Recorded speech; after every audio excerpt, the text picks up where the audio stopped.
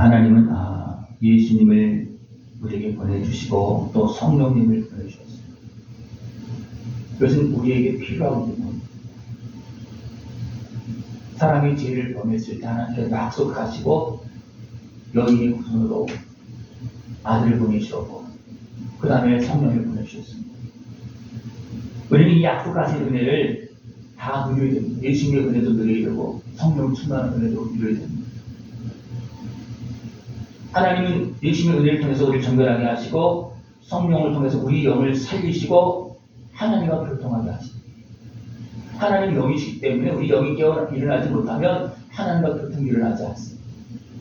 그래서 예수님의 십자가 은혜를 통해서 죄인은 씻고 그 다음에 우리 영을 살리고 성령님과 함께하면서 하나님과 교통할 수 있도록, 그래서 축복할 때에 보면 성령의 교통, 그렇게 표현합니다. 성령의 교통. 성령의 교통을 통해서 우리가 하나님과 연결되는 겁니다. 하나님과 연결되는 것이 하나님 나라가 가지고 올라가서 왔다 갔다 그런 정도는 아니에요. 그렇습니까? 성령 하나님이 우리에게 와 계시기 때문에 우리 여기서 교통하는 거예요. 여기서 교통하는 겁니다. 하나님 나라가 하나님 보고 그런 특별한 어떤 그 은사를 받는 사람들이 또 하나님께 특별히 보여주기 위해서 하나님 나라에 올라가고 하는데 그들도 어떻게 합니까? 어떻게 올라갔는지 모를 정도로 이렇게 올라가는 겁니다. 성령의 은혜 속에서 하나님 이런 모든 하나님의 나라를 향해서 그에 대해서 말하고 있고 지금도 보여주고 있습니다. 또 성령이가 함께하지 않으면 우리는 육신에 속해서 어디로 갑니까? 우상에게로 끌려간다. 그리고 이방인으로 있을 때 무엇을 했습니까? 우상을 섬겼습니다. 아무리 잘 생각을 해봐도 우상은 이건 아무것도 아니고 그죠? 사람이 만들었고 그 성인이 아무것도 아닌데도 불구하고 육에 속하니까 어둠에 물리니까 어떻게 합니까? 우상을 신처럼 섬기는 거예요. 말이 안 되는 것 같은데 너무나 많은 사람들이 하고 있잖아요. 그죠? 우리가 성령이 함께하지 못하고 깨어있지 못하면 이렇게 우상을 신처럼 섬기는, 또 우상에 끌려가는 그런 모습이 나요. 그렇기 때문에 하나님은 예수님의 십자가 은혜를 통해서 지혜에서 건져주시고 성령을 보내주셔서 이 상황길에서 영적인 어두운 길에서 우리를 건져주셔서 빛 가운데 살아가도록 지금도 은혜를 베풀어주고 계십니다. 성령님은 우리를 통해서 예수님을 더 알게 하고 깨닫게 하고 온전히 그 은혜를 누리게 합니다. 여러분, 예수님의 은혜를 다 누렸습니까? 못 누렸습니까? 예수님께서 어떤 일을 하시는지 다 알고 있습니까? 그냥 막연하게 다 아실 수 있다는 걸 알고 있죠. 전능하신 하나님이 다 알고 있죠. 죽은 자 살린다 알고 있어요. 근데 그것이 우리가 다 믿어지느냐? 다 믿어집니까? 안 믿어집니까? 다 믿어져요? 네. 다 믿어야 됩니다. 그래야지만 이걸 다 은혜를 누릴 수가 있어요. 네. 어떤 거는 믿어지고 어떤 거는 안 믿어지고 어떤 건 도대체 나가 이해 못하겠다. 그런 것도 있고요. 않습니다. 네. 육으로서는요, 영적인 세계를 볼 수도 이해가 안 됩니다. 그러나 성령이 임하면 이해가 되어집니다. 그냥 믿어집니다. 성령이 임하면. 네. 안 믿어지는 부분이 있다면 아직도 어둠에 매여 있거나 죄악에 매여 있거나 하는 그런 부분은 안 믿어지고요. 하나님과 함께하려고 하지 않습니다. 근데 이런 부분들을 누가 도와서 예수님의 은혜를 통해서 우리를 더 회복시켜주냐면 성령이 도와줍니다. 성령에게. 더 구체적으로 말한다면 성령님께서 임하시고 있지만 아직도 어둠에 매여 있는 영역들이 있어요. 그러면 하나님의 자녀된 내가 혼자 어둠의 권세를 이기고 내 온 몸과 마음과 생각을 다 끌고 하나님께로 열심히로 갑니까? 이게 안 된다는 거예요. 하나님의 자녀가 되었어도 우리는 성령님의 지원을 받아서 누가 싸워야 됩니까? 악한 것과 싸워야 되고 분별력을 가지고 어둠의 것을 이기고 어둠의 것에 매여 있는 부분을 끌고 와서 주님 앞에 나와서 시승을 받아야 돼요. 그러니까 하나님의 자녀가 된 성령님이 함께하는 그 영역이, 그 하나님의 자녀된 모습이 아직도 육에 속한 나의 모습을 끌고 가서 시승 받게 하고 고침 받게 하고, 그래서 더 하나님의 자녀의 모습이 더 커질 수 있도록 그렇게 해야 되는데 누구의 도움을 받아서 그렇게 해야 됩니까? 성령님의 도움을 받아야 됩니다. 성령님의 지원을 받지 않으면 예수님이 믿어지지 않고 예수님을 또 깨달아지지 않고 만나기가 어렵습니다. 그리고 예수님에 대해서 너무 많이 알고 있어요. 그러나 온전히 모릅니다. 또 온전히 우리에게 은혜를 베푸신 주님의 은혜를 우리가 온전히 다 받지도 못하는 그런 모습입니다. 베드로도 바울도 성령이 임하기 전에는 예수님을 바로 알지 못했습니다. 베드로도, 제자로 부른 베드로도 예수님을 바로 알았습니까? 베드로가 그냥 자기도 모르게 얼떨결에 고백을 했어요. 근데 누가 했다는 했습니까? 하나님께서 그렇게 했다 했습니다. 하나님께서 그렇게 고백하고 했다는 겁니다. 그러나 좀 지나는 것 같으니까 또 다 잃어버리고 자기 속도해요.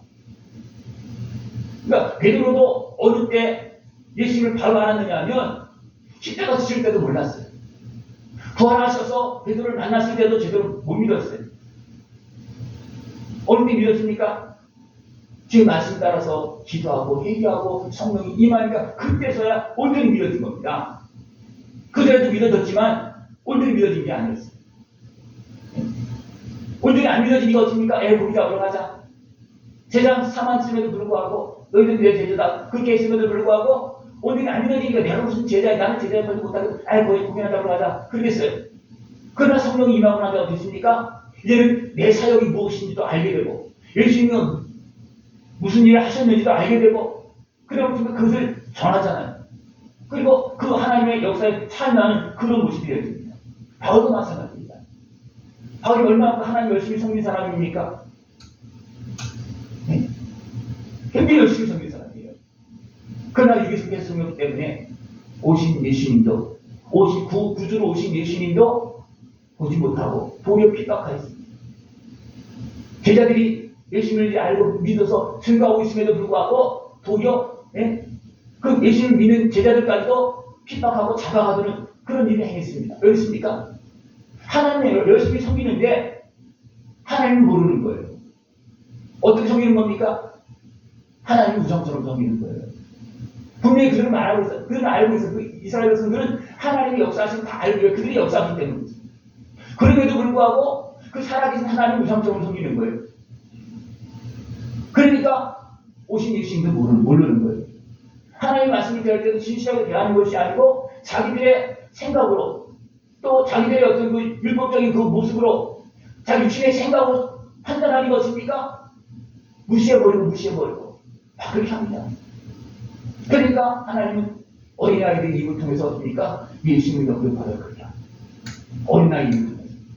그것은 뭐냐면 성령의 역사를 통해서 다 못하고 있으니까 어린아이를 통해서 합니다.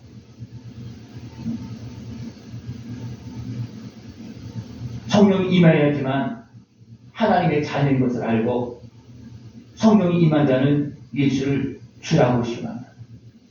저주할 자로 말하지 않는다. 베드로는 예수님이 십자가 앞에서 어떻게 생겨 저주까지 했잖아요. 그건 뭐냐면 육신에 속해서 그렇게 했는 거예요. 우리는 성령이 임재하심 속에서 예수님을 나의 구주로 온전히 믿고 신하면서 그 은혜로 다 누릴 수 있는 모습 되기를 축원합니다. 이렇게 해서 우리가 예수님을 온전히 믿고 우리가 회복되고 성장되어지면 성령님은 각 사람에게 필요한 은사가 나타나요. 은사를 주십니다. 그래서 각 은사가 이제 나타나는 그 모습이 여러 가지 모습이 나타나고 있습니다. 성령께 주신 은사는 지혜, 지식, 믿음, 신유, 능력, 예언, 연불변, 또 방언, 통역 이런 은사를 주십니다. 이것은 영적인 세계에서 하나님과 교통하면서 하는 일이에요. 그래서 누구에게 주냐면 하나님의 자녀된 자들에게는 다 주는데 성장해 줍니다. 성장해야지만. 어린아이에게 무슨 일을 맡겨줍니까? 아무것도 안 맡겨줘요. 그냥 먹고 자라기를 원합니다. 어느 정도 자라면 학교도 보내고 또 일도 맡기고 또 아직 그냥 집안의 어떤 일도 맡기고 그렇게 합니다. 우리가 성령의 각종 은사를 우리가 충만하게 받기 위해서는 어떻게 해야 되냐면 예수님의 십자가 은혜 앞에 나가서 씻음 받으면서 성장해야 됩니다. 그래서 예수님의 은혜 앞에 성장하는 것이 내 키가 성장하고 마음이 지시고 그것이 아니고 내가 깨끗해지는 것이 성장하는 거예요. 깨끗해지는 것이. 어떻게 예수님의 십자가 은혜 앞에서 깨끗해지는 것이 성장되는 것이고 내가 행복되는 거잖아요. 그럴 때 성령이 임하고 성령이 충만해지고 그러면서 내 영이 자라는 겁니다. 영이 자라야지만 그게 어떻습니까? 그 성령님께서 각 심령에게 각 사람에게 각종 은사를 부어주셔서 맡겨진 일을 감당할 수 있도록 그렇게 한다는 겁니다. 하나님은 성령을 통해서 각 사람에게 필요한 은사를 주어서 합력하여서 하나님의 일을 감당할수록 그렇게 하고 있습니다. 은사는 하나님의 뜻대로 주시는 것입니다. 우리를 이 땅에 보내실 때 나는 이렇게 살았으면 좋겠다 그렇게 생각해서 내가 만들어졌습니까? 아니에요. 하나님께서 이 땅에 나를 보낼 때 겉무 육신은 어머니와 닮을 수도 있고 아버지와 닮을 수도 있어요. 그러나 하나님께서 주시는 사명은 그렇지 않습니다. 다 다릅니다. 하나님의 나라는 시집가고 장가가는 것이 아니고 어느 집안에 또 다 통째로 너희 집안 다 구원받은 집안 너희 집안 안 되는 집안 그렇게 말하지 않았습니다. 다 각자입니다. 부부도 각자고 아버지와 아들도 각자입니다. 왜? 영은 각자예요. 그렇기 때문에 하나님은 각 사람에게 주시는 그 은사는 분명히 그 하나님께 이미 주신 그 재능과 그런 거 다 연결은 되어집니다. 같은 연결이 되어져요. 그래서 연결되어져서 그 재능과 하나님께서 은사와 조합이 잘 이루어서 하나님의 뜻을 이룰 수 있도록 각 사람에게 합당하게 주시어서 그것이 합력하여서 하나님 나라를 이룰 수 있도록 그렇게 지금도 일하고 있습니다. 우리 이것을 잘 분별해야 됩니다. 어떻게 보면 오늘 말씀이 굉장히 범위가 굉장히 넓은 그런 말씀입니다. 그럼 우리가 전체적으로 이해를 해야 됩니다. 이해를 해야지만 부분적으로 나타나는 것이 바로 갈 수가 있어요. 전체를 모르면 부분적으로가 잘 전체와 연결이 안 되기가 굉장히 쉽습니다. 그러니까 전체를 알면 어떻게 됩니까? 부분이 어디에 있어야 되는지 무슨 해야 되는지 역할을 해야 되는지 잘 알 수가 있는데 전체를 모르면 자기 것만 주장하기가 굉장히 쉽습니다. 그래서 많은 은사자들이 문제가 있는 것이 뭐냐면 자기 은사는 충만한데 전체를 잘 몰라서 부딪히는 것이 많아요. 부딪히는 것은 뭐냐면 내 소욕대로 하는 거예요. 부딪히는 것. 예언을 해도 앞에 사람이 하고 뒤에 사람이 하면 앞 사람은 멈추다 그랬어요. 이게 뭐냐면 질서 있게 하라는 거예요. 하나님 주신 은사도 나에게 주신 은사가 탁월해도 전체와 맞지 않으면 잘못 가는 겁니다. 우리 이것을 알아요. 내가 옳다고 다 옳은 겁니까? 아닙니다. 아무리 옳아도 전체에 맞지 않으면 나를 깎아서라도 맞춰야 됩니다.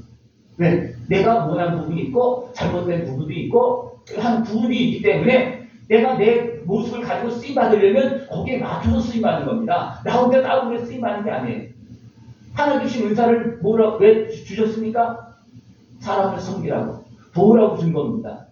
근데 내가 사람을 도울 수 없는 상태라면 그 은사는 필요하겠습니까? 필요 없겠습니까? 필요 없는 거예요. 근데 왜 하나님 주신 은사가 왜 도울 수 없는 모습이 되겠습니까? 하나님께서 주신 은사를 담는 그릇이 모나거나 뭔가 문제가 있거나 상처가 있거나 또 어떤 육적인 어떤 제약에 매여 있는 그런 부분이 있으면 그 은혜 안에 있는 은사는 맞아요.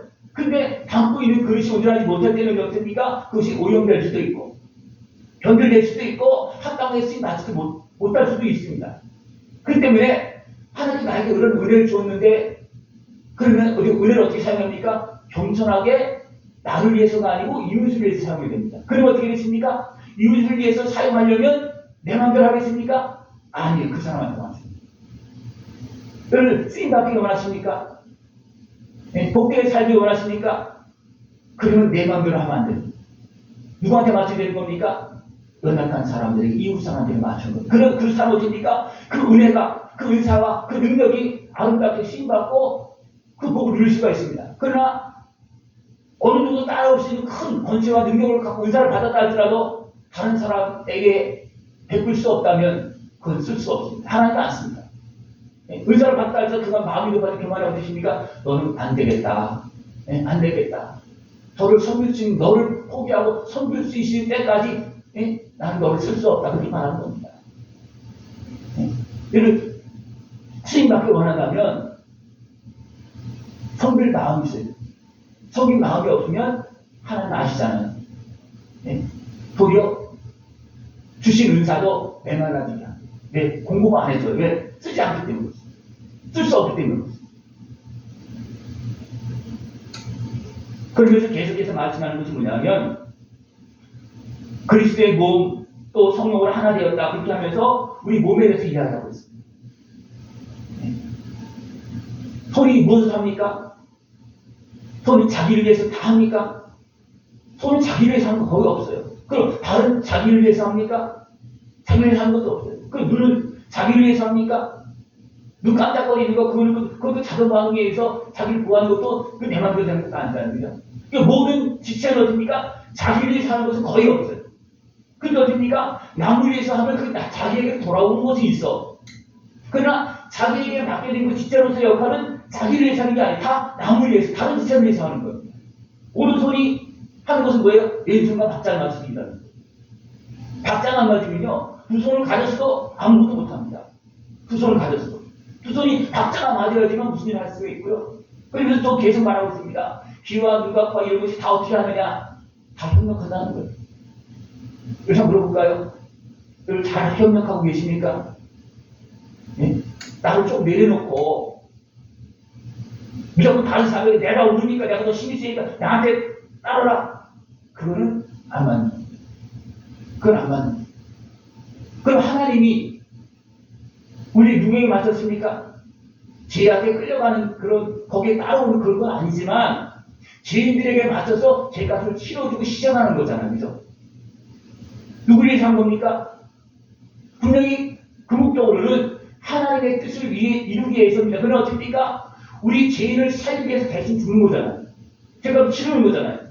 그것이 주님의 사심이죠. 우리는 그 주님을 머리를 삼고 있어요. 우리는 그 주님의 지체입니다. 네?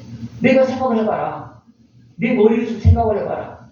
내 몸과 마음과 생각들이 각자 따로 노는 거 어떻게 살겠냐? 네? 어떻게 살겠습니까? 못 살아요. 네? 야, 오늘 지금 잠잘 시간이다 그러면 다 조용하고 잠을 자잖아요. 그죠? 말하고 싶어도, 네? 또 눈을 뜨고 싶어도 눈 감게 만들고, 듣고 싶어도 못 듣게 만들고, 왜? 잠자면 못 듣잖아요. 그러니까 머리에서는 모든 그 주관한 머리에서는 그 몸을 다 통제하면서 잠잘 시간은 잠자게 만들고 일할 시간은 일하게 만들고 합력하도록 그렇게 만드는 겁니다. 우리 성도들에게 그 역할을 하는 것이 뭐냐면 예수님을 머리로 삼고 누가 그걸 다 조율하는 거냐? 성령께 주관하는 거예요. 성령 영이시잖아요. 그 모든 걸 다 통일하게 움직이게 만들잖아요. 그러니까 그것은 신경과 같은 거예요. 머리에서 딱 하면 신경 딱 연결돼서 자동으로 다 움직이게 만들잖아요. 그죠? 네? 손에게 명령을 했는데 손만 움직입니까? 아닙니다.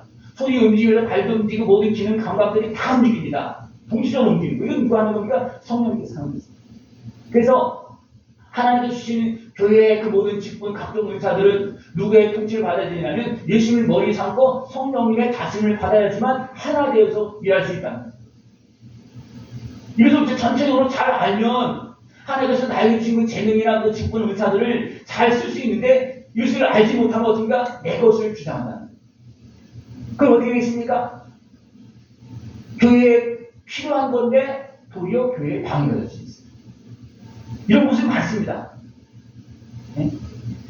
지적인 사람은 지적인 그 모습을 가지고서 또 영적인 사람은 영적인 모습을 가지고서 서로 합력해야 되는 겁니다. 왜? 서로 보완해야 되기 때문에. 온전한 교회는 이것이 보완이 잘 됩니다. 그러나 분명히 오는데 치우친 교회들이 있어요. 그래서 어떤 주의가 있어요.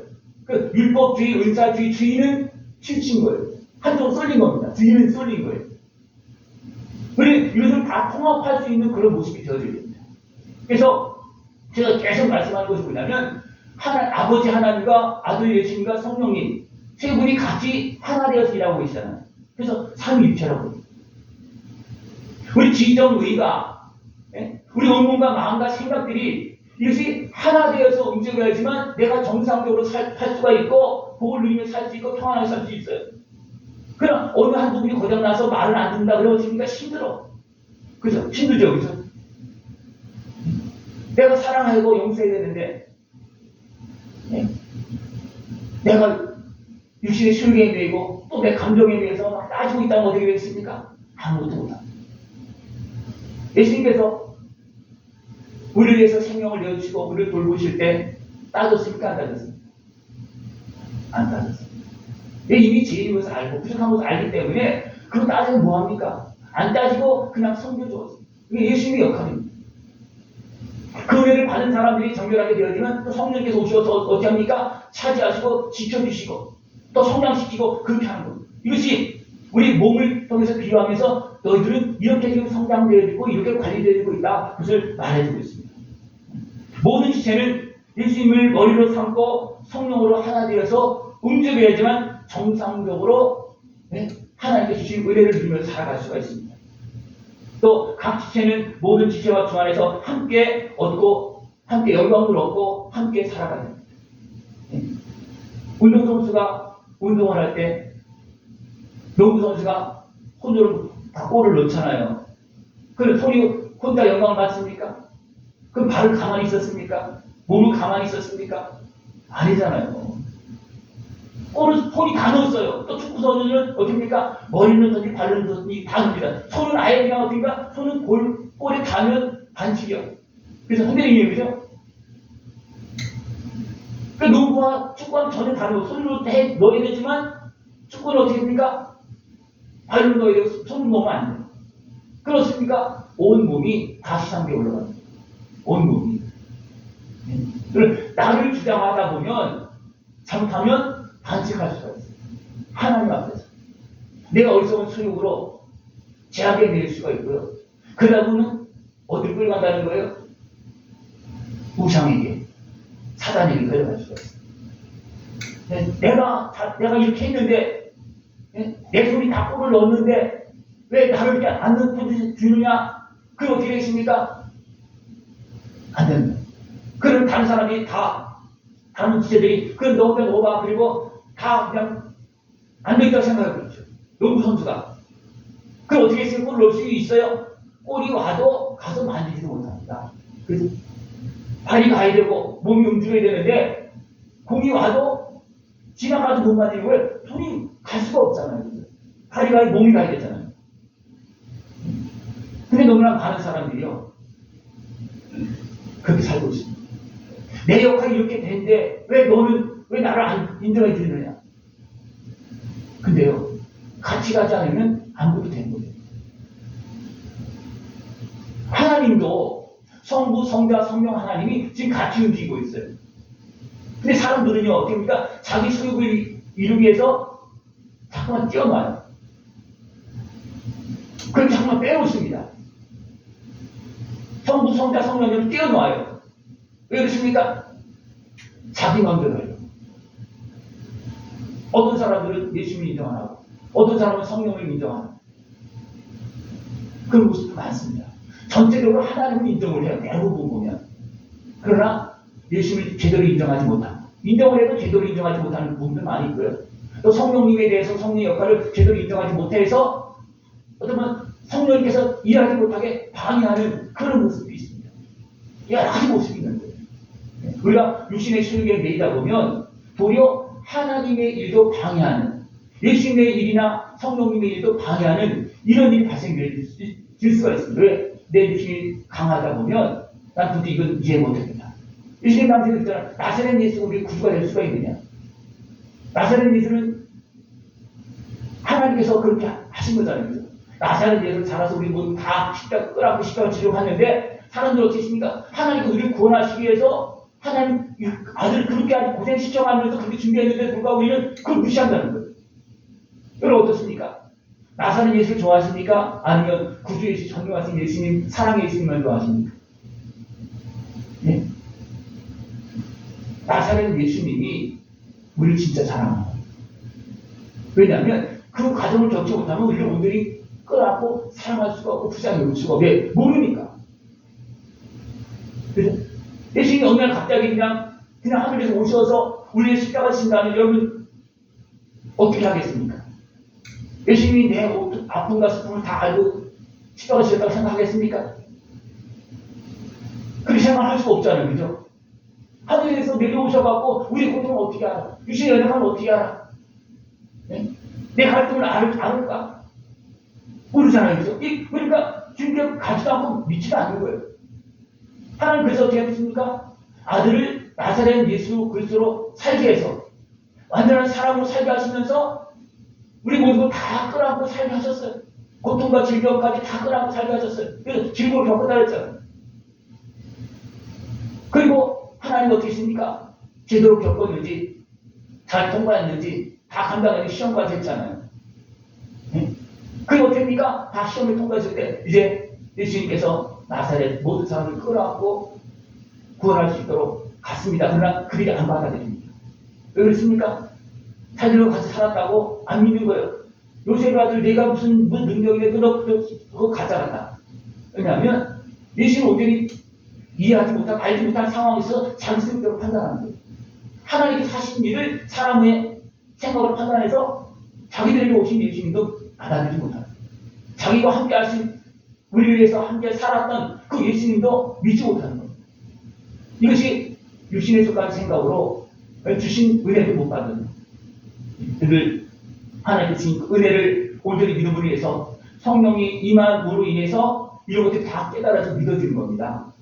그리고 그런 것들 하나 믿음으로 인해서 하나씩 경험하게 되면 야 진짜네 진짜 하나님 살아계시네. 예수님의 십자가 보이는 능력이 이런 역사가 있네. 내 죄값이 치러지네. 예수님을 믿고 내가 회개하니까 악한 모세가 떠나가고 질병이 떠나고 질병에서 나타나는 모든 게 다 해결되는 거예요. 이것이 실제입니다. 이게 실제예요. 이런 신령한 것들을 알기를 원한다는 거예요.